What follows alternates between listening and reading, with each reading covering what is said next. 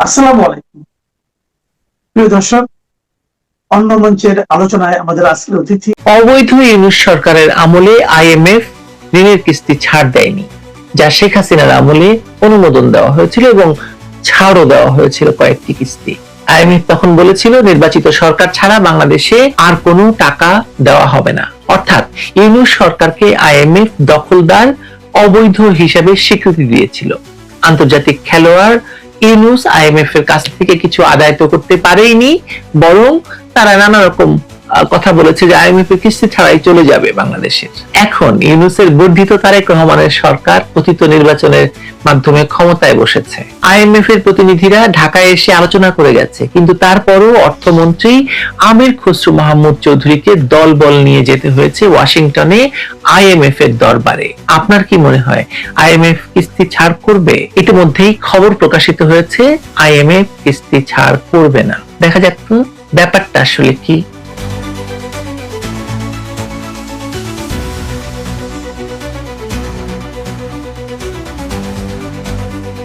প্রশ্নটি আপনার কাছে যত সোজা, মানে যে প্রশ্নটি আমি শুরুতে বলেছি যে আইএমএফ কি ঋণের কিস্তি ছাড় করবে, বাস্তবতা কিন্তু এত সোজা নয়। ওয়াশিংটনের বৈঠক শেষে অর্থমন্ত্রী আমির খসরু মাহমুদ চৌধুরী সাংবাদিকদের বলেছেন সবার অ্যাটিটিউড খুব নাকি পজিটিভ, কিন্তু ভেতরের খবর বলছে সম্পূর্ণ ভিন্ন গল্প। বাংলাদেশ প্রতিনিধি দলের একজন সদস্য নিশ্চিত করেছেন আইএমএফ স্পষ্টভাবে জানিয়ে দিয়েছে যে জুনের মধ্যে ঋণের কিস্তি ছাড় হবে না। সংস্থাটির বক্তব্য একটাই, রাজস্ব সংস্কার হয়নি, ব্যাংকিং খাতের সংস্কার হয়নি, বাজার ভিত্তিক বিনিময় হার নিশ্চিত হয়নি এবং জ্বালানি ভর্তুকি প্রত্যাহারের প্রতিশ্রুতি পূরণ হয়নি। এই চারটি মূল শর্তে ব্যর্থতার কারণে আইএমএফ চলমান কর্মসূচির আওতায় কিস্তি না দিয়ে বরং নতুন এবং আরো কঠোর শর্তে নতুন ঋণ কর্মসূচি প্রস্তাব করেছে। এখানে একটি ঐতিহাসিক প্রেক্ষাপট আপনাদেরকে বলা দরকার। 2023 সালে আওয়ামী লীগ সরকারের সময় $4.7 বিলিয়ন ঋণ চুক্তি হয়েছিল আইএমএফ এর সঙ্গে। সেই চুক্তিতে আওয়ামী লীগ সরকার বেশ কিছু কঠিন শর্তে রাজি হয়েছিল, দরকার ছিল তখন বৈশ্বিক অর্থনৈতিক বাস্তবতায়, এবং সেই শর্ত বাস্তবায়নে কয়েক দফা গ্যাস এবং বিদ্যুতের দামও বাড়িয়েছিল।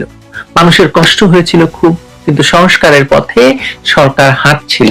পরে 2024 সালের জুলাই সন্ত্রাসীদের মাধ্যমে সরকার পরিবর্তনের ঠিক আগে আইএমএফ দুটি কিস্তি একসাথে ছাড় করেছিল, $1.33 বিলিয়ন, যার পেছনে ছিল আওয়ামী লীগ সরকারের সংস্কার বাস্তবায়নের ধারাবাহিকতা।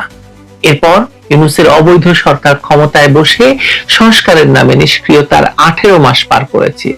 গ্যাস বিদ্যুতের দাম বাড়ানো হয়নি, রাজস্ব সংস্কারে কোনো অগ্রগতি হয়নি, ব্যাংক খাতের পুনর্গঠনও কাগজপত্রে সীমাবদ্ধ ছিল। একটা উন্নয়ন প্রকল্প ইউনূস সরকার বাস্তবায়ন তো দূরের কথা, কিচ্ছু করেনি। বাংলাদেশে একটা ইট সংযোজন করেনি কোথাও। এমন কোন সরকার আপনি দেখেছেন যে কোথাও একটা ইট সংযোজন করেনি, বরং যেসব প্রকল্পগুলো চলছিল সব বন্ধ করে দিয়েছিল। ফলে কর জিডিপি অনুপাত বাড়েনি, বরং কমেছে। এই ব্যর্থতার দায় এখন ঘাড়ে নিয়ে তারেক রহমানের সরকার আইএমএফ এর দরজায় গিয়ে হাত পাতছে।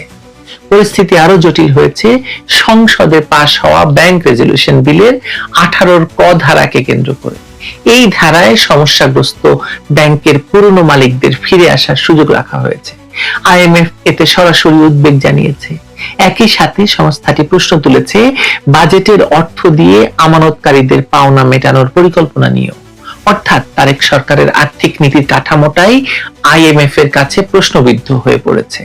আইএমএফ এর এশিয়া এবং প্যাসিফিক বিভাগের পরিচালক কৃষ্ণ শ্রীনিবাসন ওয়াশিংটনে সংবাদ সম্মেলন করে বলেছেন, শক্তিশালী সংখ্যাগরিষ্ঠতা নিয়ে নতুন সরকার ক্ষমতায় থাকায় এখনই উচ্চাকাঙ্ক্ষী সংস্কারের উপযুক্ত সময়।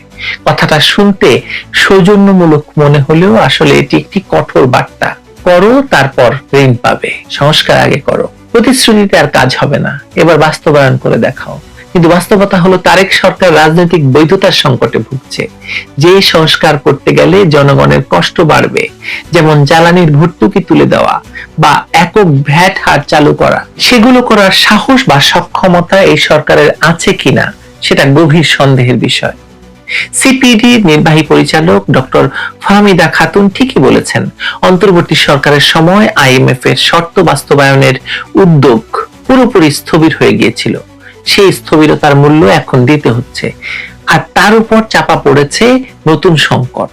মার্কিন, ইসরায়েল এবং ইরানের যুদ্ধের কারণে আন্তর্জাতিক বাজারে তেলের দাম বেড়েছে, তাই জ্বালানি আমদানির খরচ বাড়ছে এবং বাংলাদেশ এখন অন্তত $300 কোটি অতিরিক্ত সহায়তা চাইছে। এই পরিস্থিতিতে আইএমএফ এর কাছে বাংলাদেশের অবস্থান অনেকটা পাওনাদারের সামনে নতুন ঋণ চাওয়া খেলাপির মতো। আগের ঋণের শর্ত পূরণ হয়নি, আবার নতুন অর্থ চাওয়া হচ্ছে। সাবেক অর্থ সচিব মাহবুব আহমেদের পর্যবেক্ষণ এখানে মনে রাখার মতো। তিনি বলেছেন, অতীতে একাধিক ঋণ চুক্তির চূড়ান্ত কিস্তি বাংলাদেশ পায়নি শর্ত পূরণে ব্যর্থতার কারণে।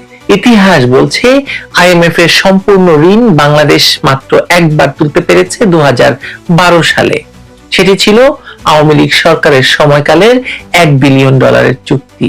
কাজে এই সরকার যখন $1.3 বিলিয়ন কিস্তি আদায় করতে যাচ্ছে, সেটি খুব সহজ হবে না। ওয়াশিংটনে বাংলাদেশ ব্যাংকের গভর্নর একসময় বলেছিলেন, রিজার্ভ শক্তিশালী, ডলারের বাজার স্থিতিশীল, কাজেই কিস্তি না পেলে তেমন কোনো সমস্যা হবে না।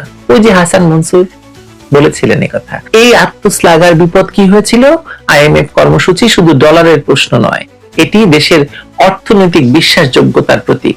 আইএমএফ যদি বাংলাদেশকে ব্যর্থ রাষ্ট্র হিসেবে চিহ্নিত করে, ঋণ না দেয়, তাহলে অন্যান্য আন্তর্জাতিক ঋণদাতাদের কাছেও বাংলাদেশের ঋণ পাওয়ার পথ সংকুচিত হয়ে আসবে। আর এই সংকটের মূল দায় সেই শক্তিগুলোর যারা 2024 সালে একটি বৈধ সরকারকে উৎখাত করে দেশকে 18 মাসের অচল অবস্থায় নিমজ্জিত করেছিল এবং আওয়ামী লীগের নেতৃত্বে যে সংস্কার প্রক্রিয়া চলছিল তা একেবারে থামিয়ে দিয়েছিল।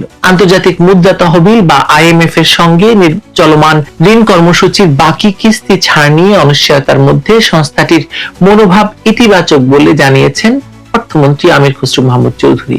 তিনি বলছেন, এখনো আলোচনা চলছে, আলোচনার মধ্যে যেগুলো এখনো রিজলভড হয়নি সেগুলো সমাধান হবে। 17 এপ্রিল যুক্তরাষ্ট্রের ওয়াশিংটন ডিসিতে আইএমএফ এর উপব্যবস্থাপনা পরিচালক নাইজেল ক্লার্কের সঙ্গে বৈঠক শেষে সাংবাদিকদের প্রশ্নের জবাবে তিনি এসব কথা বলেন। সংস্কার বাস্তবায়নে ব্যর্থতার কারণে আইএমএফ পরবর্তী কিস্তি স্থগিত করেছে বলে বিভিন্ন গণমাধ্যমে প্রকাশিত প্রতিবেদনের বিষয়ে দৃষ্টি আকর্ষণ করা হলে অর্থমন্ত্রী বলেন, আইএমএফ না করেছে কিনা এটা তো তারা বলতে পারবে, আমি কিভাবে উত্তর দিব। 2023 সালে আইএমএফ এর সঙ্গে বাংলাদেশের $470 কোটি ঋণ চুক্তি হয়, যার মধ্যে ইতিমধ্যে $364 কোটি পাওয়া গেছে। ষষ্ঠ কিস্তির $130 কোটি গত ডিসেম্বরে পাওয়ার কথা থাকলেও তা স্থগিত রয়েছে। অন্যদিকে বর্তমানে অর্থনৈতিক পরিস্থিতি, বাজেট সহায়তার প্রয়োজন এবং বৈশ্বিক প্রভাব মোকাবেলায় বাংলাদেশ অন্তত $300 কোটি অতিরিক্ত সহায়তা প্রত্যাশা করছে বলে জানা গেছে। এই সরকার যেহেতু গণতান্ত্রিকভাবে নির্বাচিত সরকার নয়, একটি বড় রাজনৈতিক দলকে বাইরে রেখে তারা ক্ষমতার দখল করেছে, আইএমএফ এর পক্ষে তাদের পুরোপুরি স্বীকৃতি দেওয়া সম্ভব হচ্ছে না। আওয়ামী লীগ সরকারের সময় স্বাক্ষরিত ঋণ চুক্তির শর্তগুলো বাস্তবায়নে এই সরকার ব্যর্থ হচ্ছে, কারণ তারা একটি অস্থিতিশীল এবং অবৈধ ক্ষমতা কাঠামোর উপর দাঁড়িয়ে আছে।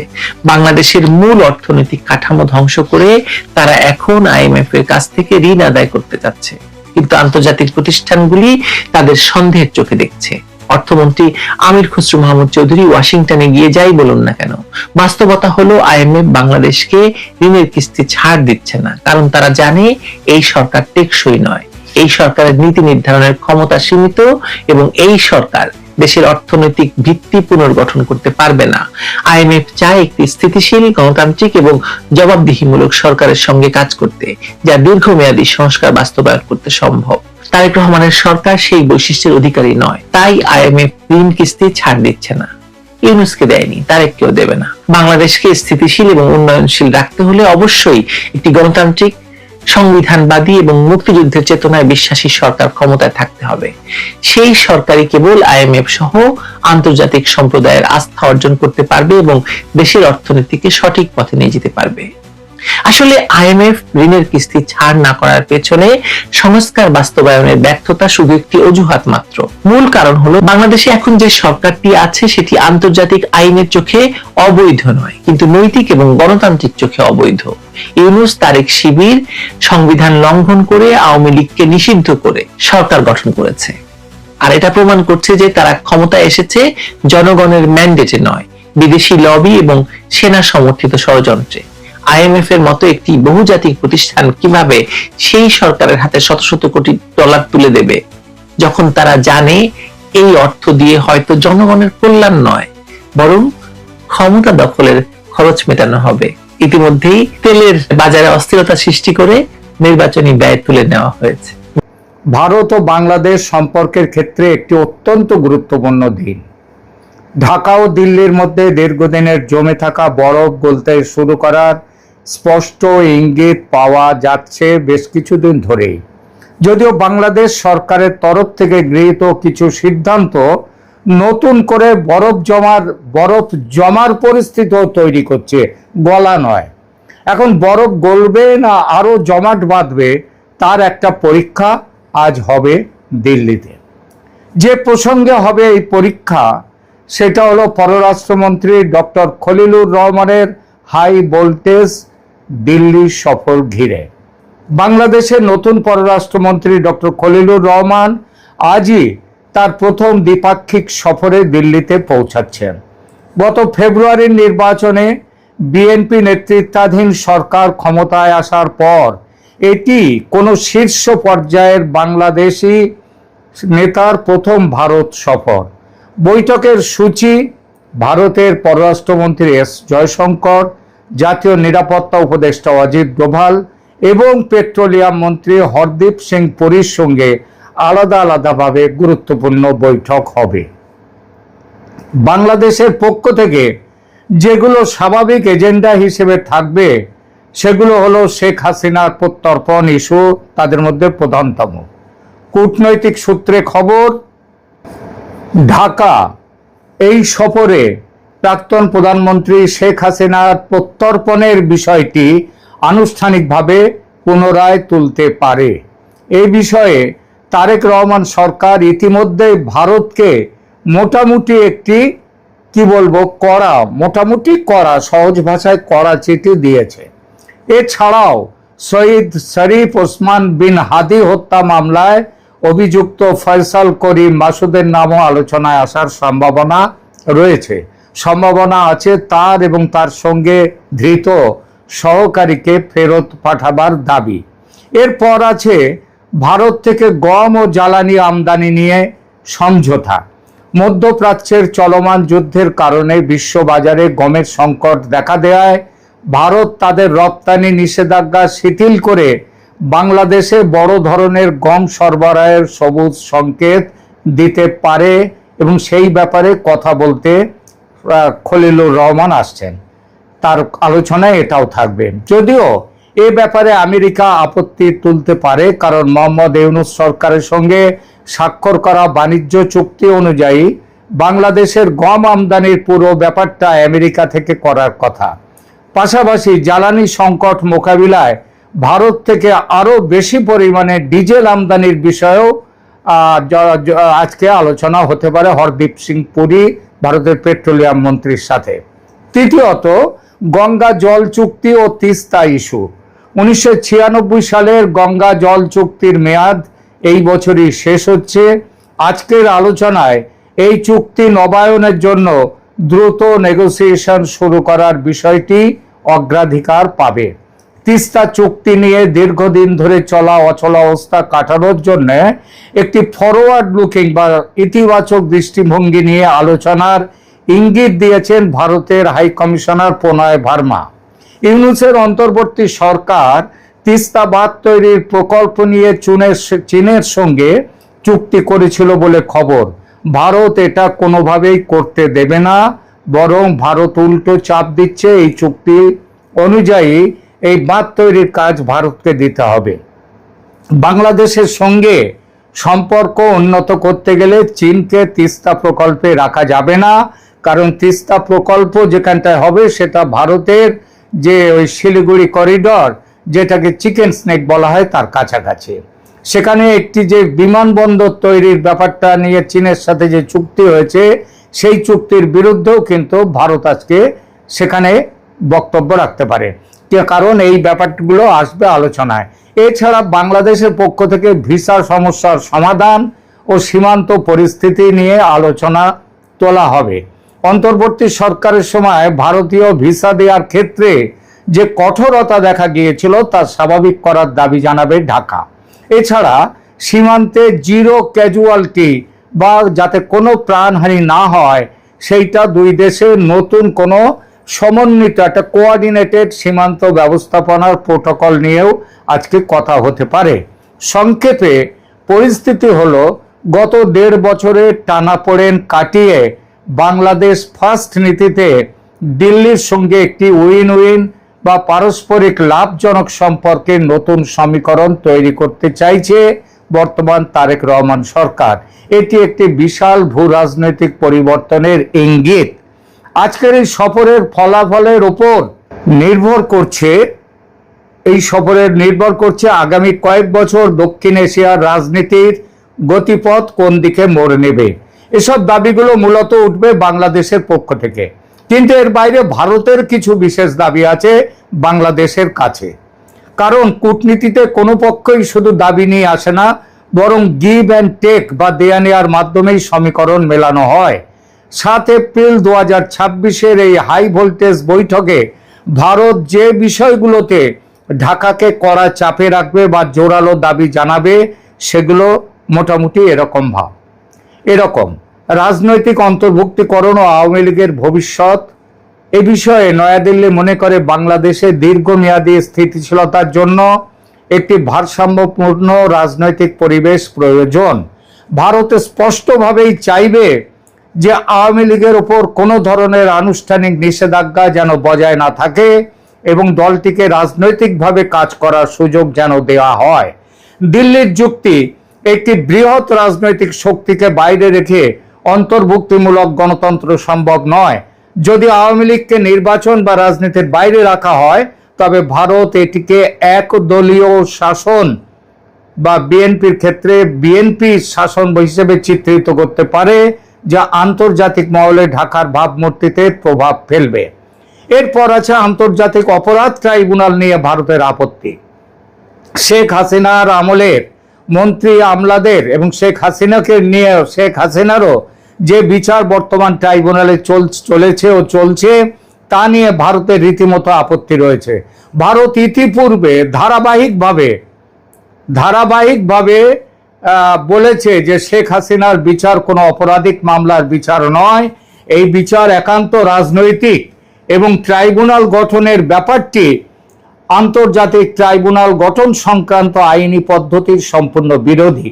ঢাকার আইসিটির বিচার অস্বচ্ছ, তাই গ্রহণযোগ্য নয়। ভারত চাইবে এই বিচার প্রক্রিয়া যেন স্বচ্ছ হয় এবং এটিকে রাজনৈতিক প্রতিহিংসার হাতিয়ার হিসেবে ব্যবহার যেন না করা হয়। বিশেষ করে শেখ হাসিনাকে এই ট্রাইব্যুনালের মাধ্যমে দণ্ডিত করার যে কোনো প্রচেষ্টাকে ভারত তার দীর্ঘমেয়াদী মিত্রের অবমাননা হিসেবে দেখে এবং তাকে ফেরত দেবে না। সুতরাং দুদেশের মধ্যে স্বাক্ষরিত বন্দি বিনিময় চুক্তি এই ক্ষেত্রে মানবে না ভারত, সেটা পরিষ্কার বুঝিয়ে দেবে। তৃতীয়ত, ট্রানজিট ও কানেক্টিভিটি সংক্রান্ত বন্ধ প্রকল্পগুলো পুনরায় চালু করা, এটি অত্যন্ত গুরুত্বপূর্ণ। অন্তর্বর্তী সরকারের সময় ভারতের অনেক ট্রানজিট সুবিধার তার পরিকাঠামো যেমন আখাউড়া আগরতলা রেল সংযোগের মতো প্রকল্পগুলো ইত্যাদি আরো অনেক প্রকল্প থমকে গিয়েছিল। চট্টগ্রাম ও মোংলা বন্দর ব্যবহার করে ভারতের উত্তর পূর্বাঞ্চলে পণ্য পরিবহনের সুবিধা কোনো বাধা ছাড়াই পুনরায় চালু করতে হবে, এটা ভারতের দাবি থাকবে। রূপপুর পারমাণবিক বিদ্যুৎ কেন্দ্রে ঋণ পরিশোধের জটিলতা কাটানো এবং ভারতীয় লাইন অফ ক্রেডিট এলওসির অধীনে থাকা প্রকল্পগুলো দ্রুত শেষ করার জন্য ভারত চাপ দেবে। এরপরে নিরাপত্তা ও অ্যান্টি ইন্ডিয়া সেন্টিমেন্ট দমন করার ব্যাপারেও বাংলাদেশ সরকারকে চাপ দেবে ভারত। সম্প্রতি দেখা গেছে আবার অ্যান্টি ইন্ডিয়া সেন্টিমেন্ট ওখানে দাঁড়া বেঁধে উঠছে এবং মৌলবাদী শক্তিরা তারা পায়ের তলায় আবার জমি খুঁজে পাচ্ছে। বিএনপি সরকারের সময় ভারতের প্রধান উদ্বেগ থাকে উত্তর পূর্ব ভারতের বিচ্ছিন্নতাবাদী গোষ্ঠীগুলোর নিরাপদ আশ্রয় নিয়ে সেই চট্টগ্রামের অস্ত্র পাচার, 10 ট্রাক অস্ত্র পাচারের ঘটনা, সেটাও কিন্তু বিএনপি জামাতের আমল হয়েছিল। এবার জামাত নেই, কিন্তু বিএনপির সাথে জামাতের একটা ভেতরের আলোচনা কিন্তু চলছে নানাভাবে, সে খবর আছে ভারতের কাছে। যে এই ব্যাপারে জিরো টলারেন্স নীতি ভারত দাবি করবে যে বাংলাদেশের মাটি ব্যবহার করে যেন কোনো ভারত বিরোধী সশস্ত্র গোষ্ঠী সক্রিয় হতে না পারে। যদি সেটা সক্রিয় হয়, ভারত কিন্তু জিরো টলারেন্স নীতি এখানে চালু করবে। এরপরে আছে সংখ্যালঘু সুরক্ষা।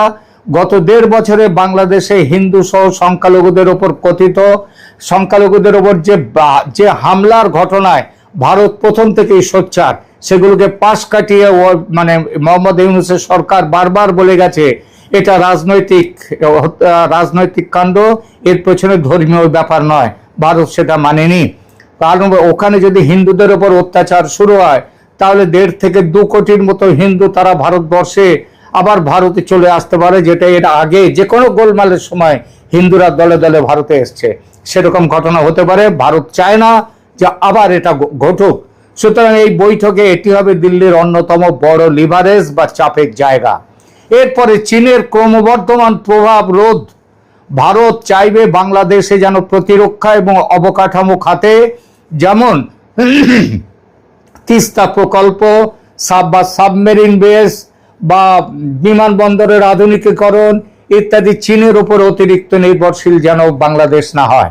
ডিফেন্স ডিল, সেটা নিয়েও ভারতের বক্তব্য আছে। সম্প্রতি বাংলাদেশে চীনের F-17 ফাইটার জেট কেনার যে গুঞ্জন উঠেছে পাকিস্তানের মাধ্যমে, তা নিয়ে দিল্লি নিশ্চিতভাবেই তাদের উদ্বেগের কথা জানাবে। ভূ রাজনৈতিক সার সংক্ষেপে একটাই কথা, তাহলে এই আজকের বৈঠকে খলিলুর রহমান এবং ভারতীয় মন্ত্রীদের যে তাদের এনএসএর যে বৈঠক, সেখানে বলা যায় সার সংক্ষেপে যে এটি একটি জটিল দাবার চাল। ক্যালকাটা ডায়ালগসের বিশ্লেষণী ভাষায় আমি বলবো, ভারত এখন আর শুধু দাতা নয়, বরং একজন কঠোর দর কষাকষি করা মানুষ, দর কষাকষি করা দেশ। যেমন দেবে এক হাতে, আর এক হাতে নেবে। গিভ অ্যান্ড টেক, দেয়া নেয়ার এই রাজনীতি হচ্ছে এখন ভারতের কাছে ভারতের দাবি। এবং সেইখানটায় এখন এই জন্যই ভারত যা কিছু করবার, আজকের বৈঠকে ডক্টর খলিলুর রহমানকে একদিকে যেমন ভারতের থেকে গম জ্বালানি নিশ্চিত করতে হবে, অন্যদিকে দিল্লির এই কঠিন দাবিগুলো সামাল দেওয়ার জন্য একটি মিডল গ্রাউন্ড বা মাঝপথ খুঁজে বের করতে হবে। এবং তারেক রহমানের সাথে গতকাল দেখা করেছেন ভারতের ঢাকাস্থিত রাষ্ট্রদূত, তিনিও কিন্তু পরিষ্কারভাবে এগুলো বলে এসেছেন আগে থেকে, যাতে এই বিষয়গুলো নিয়ে ভারতের সাথে আলোচনা আজকে সফল হতে পারে। তার জন্যে দিল্লির সাউথ ব্লকে তাই আজ স্রেফ চা চক্র নয়, বরং কঠিন এক মনস্তাত্ত্বিক যুদ্ধ চলবে। আপনার প্রিয় দর্শক, আপনার কি মনে হয়, বর্তমান বিএনপি সরকার কি দিল্লির রাজনৈতিক এই দাবিগুলো মেনে নেবে, নাকি তারা আওয়ামী লীগের বিরোধিতার নাম করে আওয়ামী লীগকে অপান্তেয় করে রাখার এই প্রচেষ্টা চালিয়ে যাবে, শেখ হাসিনাকে দেশে ফিরতে না দেওয়ার ব্যাপারে চালিয়ে যাবে, তাদের যেভাবে জামাতের সাথে এনসিপির সাথে আঁতাত করে এই যে অধ্যাদেশগুলোকে নিয়ে আসা হচ্ছে সংসদে, সেইটা যাতে না হয় তার জন্য ভারতও কিন্তু এবার ভালোভাবেই লাগবে। এটা বাংলাদেশের মাথায় ভারত আজকে ভালো করে গতকালই দিয়ে এসছেন ভারতের রাষ্ট্রদূত, আজকেও ডক্টর খলিলুর রহমানকে ভালোভাবে বুঝিয়ে দেওয়া হবে পুরো ব্যাপারগুলো। এখনকার মতো এখানেই রাখছি। কেমন লাগলো আমাদের প্রতিবেদন? ভালো লাগলে আপনার মতামত কমেন্ট করে জানান। এবং এই ধরনের খবর পেতে এবং অ্যানালিসিস পেতে, পলিটিক্যাল অ্যানালিসিস পেতে আমার চ্যানেল ক্যালকাটা ডায়ালগসকে সাবস্ক্রাইব করুন, পাশে থাকুন। ধন্যবাদ।